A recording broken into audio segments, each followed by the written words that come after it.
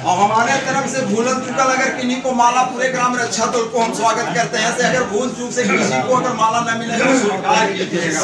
सभी सदस्यगण के लिए यहाँ से मगर ट्रेनर सत्यनारायण शर्मा जी की ओर से ग्राम रक्षा दल के बारे में हमको अक्सर पहले हम इसके बारे में कुछ नहीं जानते थे, क्योंकि हम सेवा उद्देश्य था, इसके बारे में कोई नॉलेज नहीं था। अर्जुन जी मेरे ग्रुप में जुड़ गए थे, ये बार हमको इसके लिए प्रेशर दे रहे थे, जगह जगह बोल रहे थे, लेकिन हम इनके इस बीच में इनके कमियों को देख रहे थे कि आखिर लोग सक्सेस क्यों नहीं कर पाता है।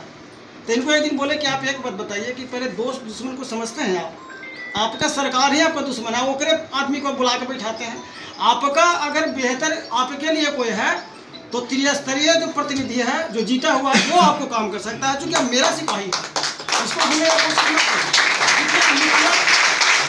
मुखिया हो जाए, जिला परिषद हो जाए, पंचायत समिति हो जाए, ये लोगों को चाहिए कि जैसे हम आपको बोल रहे हैं तो हम बोल रहे हैं कि आज जगह जगह हम लोग देखते हैं क्या है कि आज फलाना जगह के जिला परिषद मारा गया, उसका हस्बैंड मारा गया, तो सुरक्षा हम लोग को कौन देगा?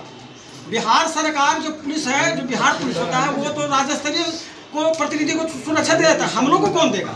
हम लोग को निश्चित तौर पे ग्राम रक्षा दल जो हम लोग का पंचायती सिपाही है वही हम लोग को गाइडलाइन करेगा। तो हम एक लेटर बनाएंगे और ऐसा हम एकदम 100% बोलते हैं कि आप लोग जिला में रखिए इस मीटिंग को, और जिला में मीटिंग रखिए। हम पूरे जिला परिषद को एक बार में कहेंगे, एक बार में सब सुनेगा, सब 6-6 को सब अपना अपना सिपाही रखे। आपको ड्यूटी रेगुलर काहे नहीं मिलेगा? 6-6 को हम लोग को खतरा है, हम लोग क्यों नहीं मांग करें? तो 46 को हम लोग जिला परिषद, अगर पूरे बिहार पैमाना पर चले तो 1161 जिला परिषद पूरे बिहार में है। उसी तरह से मुखिया को देख लीजिए पंचायत, इससे क्या होगा कि आप लोग का ड्यूटी बढ़ जाएगा। और एक चीज़ उसमें फायदा कुछ होगा, हमें फायदा, हम सुरक्षा लेंगे। दूसरा फायदा हम लोग का क्या होगा कि हम लोग का एक समन्वय हो जाएगा। समन्वय किस बात का होगा कि हम भी कहेंगे ना हमारा जानकारी से आपको पेमेंट चालू हो जाएगा। तो यहाँ पे जो ग्रामीण जो भी हैं, जो ग्राम रक्षा दल हो गया या ग्रामीण प्रतिनिधि हो गया, ये दोनों के घर में आने की जरूरत है। और सबसे बड़ी बात इसमें क्या है कि जिस दिन आप इसमें कमांड कर लिए तो आप जान लीजिए कि 1161 जिला परिषद में ही मुखिया समाया हुआ, मुख्यमंत्री समाया हुआ है। आपको मुख्यमंत्री उसी में समाया, यानी कि अगर हम लोग एक हो जाएंगे ना तो जिस दिन मन में आ गया ना कि इस मुख्यमंत्री को बदलने तो तुरंत बदल देंगे। अगर मेरा बात नहीं मानेगा ना तो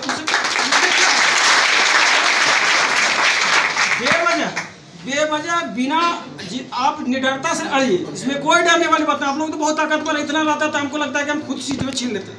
ये जितना आप लोग, हम तो अकेले लड़ाई लड़ने चले थे। अगर हम जितना इनके बारे में पता चला कि 2-3 लाख इसमें है तो और हम धर के हिला देते वहाँ तक के। ये तो हमको बताया कि 2-3 लाख, हमको 2-3 लाख आप लोग हैं जी। हम तो अकेले लड़े थे जी, जिला परिषद जीत दिए थे। उस समय तो मेरा लड़ाई अकेला था। तो इसमें सबसे अहम चीज़ है कि आप लोग ने एकत्रित बनिए और प्रतिनिधि को अपना क्षेत्र के धरिए। आज तो हमको कम से कम आज पहले हम सोच रहे थे कि हमारा 6 पंचायत है, 6 पंचायत पे वर्क करेंगे। आज हमको कहीं औरंगाबाद सुन रहे थे, कहीं आज लगने लगा कि मेरा घर बहुत बड़ा हो गया। हमारा देश जब आज़ाद हुआ उस समय बिहार प्रांत में ग्राम रक्षा दल संगठन कर्तव्य व्यवहार नियमावली बिहार सरकार के द्वारा बनाई गई। वही ग्राम रक्षा दल उसी नियमावली के तहत आज बेला प्रखंड में जो ग्राम रक्षा दल के लोग जो संगठित होकर बैठे हैं वह उसी नियमावली के अंतर्गत आते हैं। यह बिहार सरकार के नियमावली के अधीनस्थ आते हैं। ग्राम पंचायत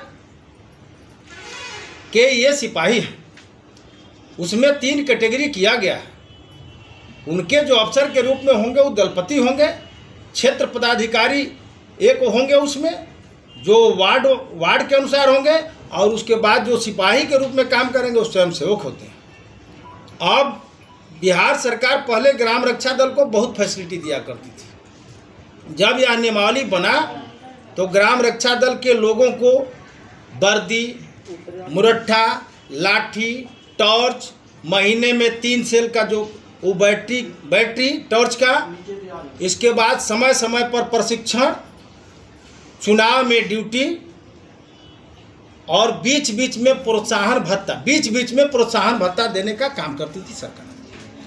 उसमें जब गांधी मैदान में 26 जनवरी के परेड में 1980 में जब ग्राम रक्षा दल के दलपति और अनुदेशक 3य स्थान प्राप्त किए तो उस समय बिहार सरकार प्रसन्न होकर दलपति को 100 रुपये भत्ता के रूप में दिया, और दलपति से पंचायत सेवक के पद पर नियुक्ति के लिए ऐलान किया, जो पूर्व से अब तक होते आ रहा था।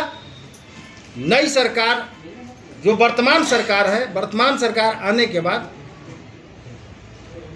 ग्राम रक्षा दल नियमावली का नवीकरण तो 2005 में किया, लेकिन उसको मूर्त रूप से यह लागू नहीं किया। और ग्राम रक्षा दल के लोग जो गांव में पहरा करते थे, बाढ़ में पहरा करते थे, आगजनी में जाकर आग बुझाते थे, वह निष्क्रिय हो गए। क्योंकि जो आगे की जो ग्राम रक्षा दल की पीढ़ी थी वह सेवा मुक्त हो गई, और आने वाली जनरेशन जो थी वह ग्राम रक्षा दल के बारे में नहीं जान पाई। उसके लिए बाध्य होकर हम लोगों ने बिहार राज्य दलपति एवं ग्राम रक्षा दल महासंघ का 2012 में हम लोगों ने निर्माण किया। और इस महासंघ के माध्यम से सरकार को बीच बीच में अवगत, आंदोलन के माध्यम से, डेलीगेशन के माध्यम से बीच बीच में हम लोगों को अवगत कराते रहे। उसके दरमियान 2015 में बिहार सरकार पंचायती राज विभाग के द्वारा 10,080 पत्र संख्या 10,080 सरकार के द्वारा निर्गत किया गया। सभी जिला पंचायती राज पदाधिकारी, सभी प्रखंड विकास पदाधिकारी, सभी जिला पदाधिकारी, सभी प्रमंडलीय आयुक्त को यह पत्र निर्गत कराया गया। और उस पत्र में स्पष्ट निहित है कि प्रत्येक पंचायत में ग्राम पंचायत के द्वारा ग्राम रक्षा दल को नियमानुकूल गठित कर 30 दिवसीय प्रशिक्षण कराकर उनको प्रमाण पत्र, परिचय पत्र देने का प्रावधान उसमें राज्य सरकार ने 2015 में किया। हम लोगों ने दबाव दिया तो नियमावली के बाद, लेकिन अब तक बिहार के जो पदाधिकारी भ्रष्टाचार में पूर्णतः लिप्त हैं, और उस लिप्तता के कारण ग्राम रक्षा दल का जो वजूद है उसको समाप्त करने पर लगे हुए हैं। जो ग्राम रक्षा उसके बाद भी अभी वर्तमान में जो पंचायती राज का चुनाव हुआ उसमें हम लोग सरकार पर दबाव बनाए, डेलीगेशन के माध्यम से सरकार 2 पत्र जारी किया। एक पत्र में था कि चतुर्थ वर्गीय कर्मी निर्वाचन कार्यों में जाएंगे और ग्राम रक्षा दल के क्षेत्र पदाधिकारी, दलपति और स्वयंसेवक भी जाएंगे। चतुर्थ वर्गीय कर्मी को 250 रुपये प्रतिदिन के हिसाब से जो मिलता था वह ग्राम रक्षा दल के लोगों को भी मिलना तय था।